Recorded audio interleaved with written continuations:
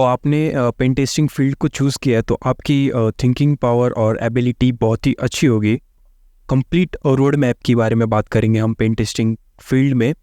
बिना किसी देरी के आइए शुरू करते हैं।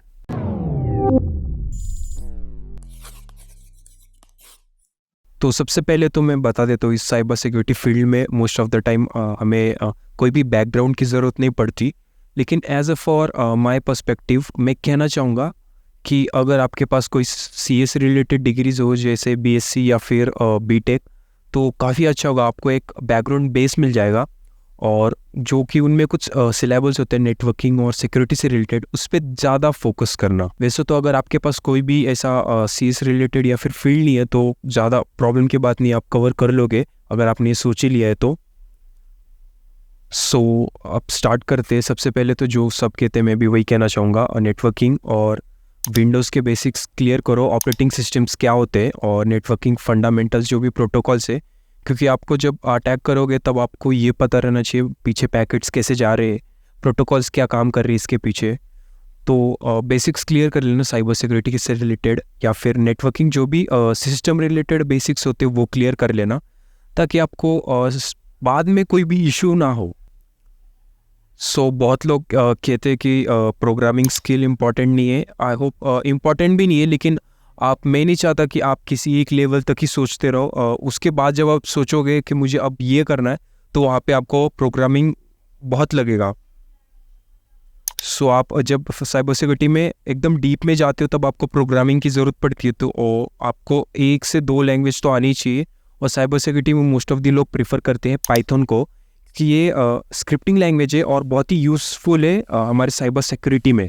प्रोग्रामिंग आप सीख लेते हो तो इसका फ़ायदा ये होता है, आप खुद के टूल्स बना सकते हो, खुद की स्क्रिप्टिंग कर सकते हो, और बहुत सारे काम आप ऑटोमेटिकली कर सकते हो। यानी कि ऑटोमेशन को आप बढ़ा दोगे अगर आपको प्रोग्रामिंग आता है तो। अब आपने कर लिया है बेसिक्स क्लियर, और आपको अब बढ़ना है सिक्योरिटी फंडामेंटल्स के ऊपर। फॉर एग्जांपल आपको अटैक्स के बारे में पढ़ना है, अटैक्स क्या होते हैं, कैसे होते हैं। क्रिप्टोग्राफी के ऊपर पढ़ना है, क्रिप्टोग्राफी एक बड़ा टॉपिक है, तो आपको ये भी सीखना होगा। नेटवर्किंग अटैक्स, एक्सप्लॉइट्स क्या होते हैं, और सिस्टम्स के कमांड। फॉर एग्जांपल आप most of the time 2 systems पे ज़्यादा काम करोगे, लिनक्स और विंडो पे, तो इनके शेल कमांड्स आने चाहिए। इनमें क्या किस टाइप के कमांड्स यूज़फुल होते हैं नॉर्मल से छोटे काम करने के लिए, तो आपको इस पे ज़्यादा फोकस देना है। जब आप बेसिक्स क्लियर कर लोगे तो मैं कहूँगा अब आप है ना, आपके पास मतलब और थ्योरी करने के लिए आपके पास कैपेबिलिटी नहीं होगी, आप बोर हो जाओगे, क्योंकि मैं खुद हो गया था।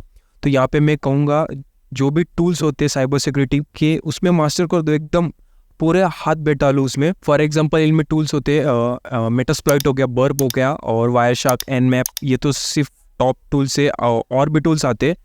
तो आप है ना एकदम टूल्स को क्लियर कर लो। आखिर में टूल्स के पीछे क्या रन हो रहा है, कैसे काम कर रहे हैं स्क्रिप्ट्स, क्योंकि जब आप हैंड्स ऑन प्रैक्टिस करोगे ना, तब ये टूल्स वगैरह काम आएंगे। तो हैंड्स ऑन प्रैक्टिस करने के लिए आपको वर्चुअल मशीन सेटअप्स करने आना चाहिए। अपने वर्चुअल मशीन से थोड़ी छेड़छाड़ करो, सीखो, क्रैश करो सिस्टम को, और एक बार प्रैक्टिस होने के बाद आप लैब्स के तरफ शिफ्ट हो जाओ, क्योंकि आपके बेसिक्स क्लियर है और आपको टूल्स वगैरह आते। तो यहाँ पे एक लैब्स होते हैं, for example hack the box एक प्लेटफॉर्म है, और ओवर द वायर और भी कई सारे। तो आप यहाँ पे अपने हैकिंग स्किल्स को प्रैक्टिस कर सकते हो। यहाँ पे आप अपने स्किल्स को पेन टेस्ट कर सकते हो, और हैंड्स ऑन प्रैक्टिस सबसे ज़्यादा इंपॉर्टेंट है, क्योंकि आप जो भी सीखे हो सब यहाँ पे प्रैक्टिस करने वाले, सिर्फ थ्योरी काम नहीं आती यहाँ पे। अब आपने कुछ सेटअप्स वगैरह कर लिए, तो एक बग बाउंटी प्रोग्राम आपको काफ़ी ज़्यादा हेल्प करेगा रियल वर्ल्ड सिनेरियो को एक्सप्लेन करने में, और इससे आपकी आई होप अर्निंग भी हो जाएगी। तो आपको यहाँ पे थोड़ा फोकस देना पड़ेगा। हालांकि अगर आपको इसको करियर नहीं बनाना तो कोई बात नहीं, लेकिन एज अ प्रैक्टिस आप बग बाउंटी में ज़्यादा ध्यान देना, ताकि आपको रियल वर्ल्ड सिनेरियो समझ में आए, कैसे बग्स मिलते, कैसे वेबसाइट्स काम करते, कैसे अटैक्स होते। तो आई होप आप इस पे थोड़ा प्रैक्टिस करोगे।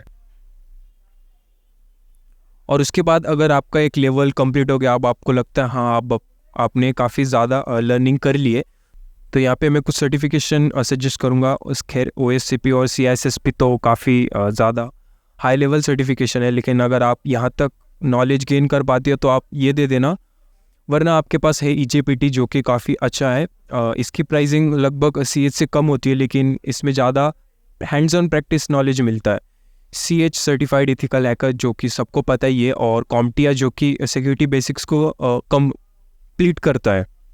और इसके बाद यू आर जॉब रेडी। और मैं कहूँगा कि इसके बाद भी लर्निंग रखना, क्योंकि डेली हम नए नए टेक्नोलॉजी बिल्ड होते, नए नए एक्सप्लॉइट्स आते, और हमेशा टेक्नोलॉजी आगे जाती है, कभी भी पीछे नहीं जाती। तो आप भी रुकना मत, अपने लर्निंग को, अपने करियर प्रोफेशनल्स को आगे बढ़ाते रहना, अगर आप वो स्टेज क्लियर कर लेते हो तो ये थी आज की वीडियो। और इस वीडियो को शाउट आउट में देना चाहूँगा ओम को, जिन्होंने इस वीडियो के लिए रिक्वेस्ट किया था।